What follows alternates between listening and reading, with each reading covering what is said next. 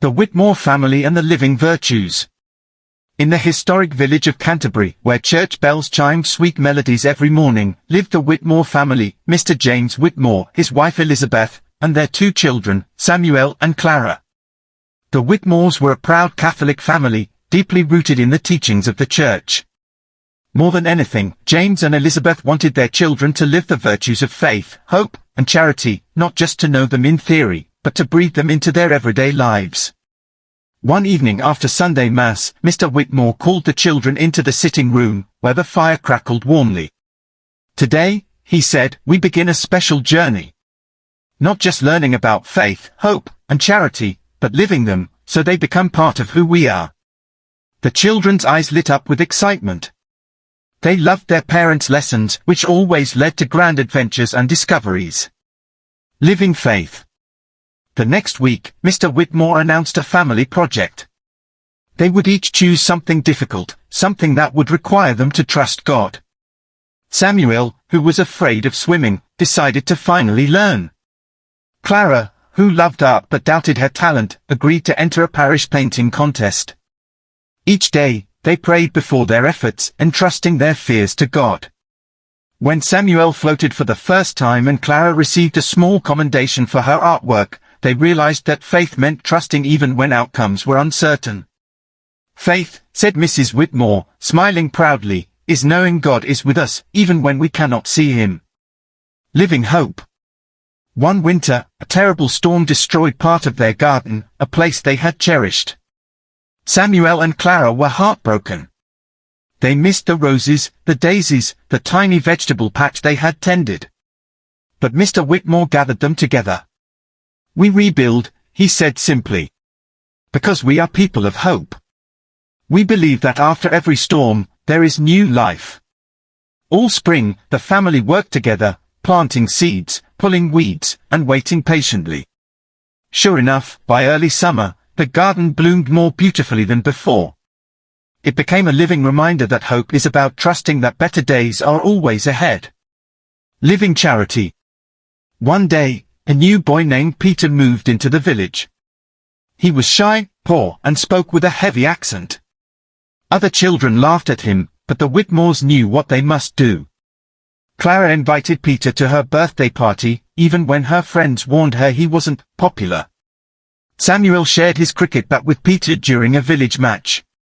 Slowly, Peter smiled more, laughed more, he belonged.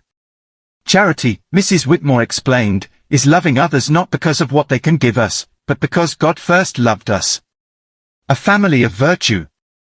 Years passed, and the seeds planted in the Whitmore children's hearts grew deep roots. In high school, Clara stood up for a bullied classmate. Samuel volunteered at a food pantry during holidays. Their faith sustained them through exams, their hope encouraged friends in distress, and their charity made their home a haven for all. The Whitmores weren't perfect. There were days of arguments and doubts, fears and failures. But through it all, the foundation was steady, a family built not just on rules or traditions, but on a living, breathing love of God, expressed through faith, hope and charity. And in a world that often seemed rushed and confused, the Whitmore home remained a shining example of quiet, joyful virtue, like a candle lit on a dark night, never flickering out. Growing in faith, hope, and charity. As Samuel and Clara entered their teenage years, life became more complicated. New friends, bigger dreams, and harder choices filled their days. Yet the lessons of living faith, hope, and charity stayed close to their hearts. Daily life example of faith. When Samuel struggled to choose between 2 universities, one close to home and the other far away, he felt torn. He worried about making the wrong decision. One evening, after dinner, he sat with his father in the garden under the stars. "Son," Mr. Whitmore said gently, "faith is not about having all the answers. It's about trusting that God will guide you, even if the path seems unclear." Samuel prayed, asking God for wisdom. He chose the smaller university, where he later found deep friendships and strong mentors. He realized that faith is not just believing in God's existence, but trusting Him with life's biggest decisions. Daily life example of hope. During Clara's first year at university, she failed an important exam. She felt crushed and began doubting her future. One night, Mrs. Whitmore sent her a letter. "Dearest Clara, hope is the song you keep singing even when the night feels long. Rise again, my child. The morning always comes." Inspired by her mother's words, Clara picked herself up, studied harder, and eventually graduated with honors. She learned that hope doesn't mean pretending everything is perfect, it means believing that failure is never the end of the story. Daily life example of charity. When the COVID-19 pandemic hit, the Whitmore family saw many neighbors struggling, elderly people isolated, families lacking groceries. Without hesitation, they turned their home into a small center of kindness. Samuel organized grocery deliveries. Clara called elderly parishioners every week just to chat and lift their spirits.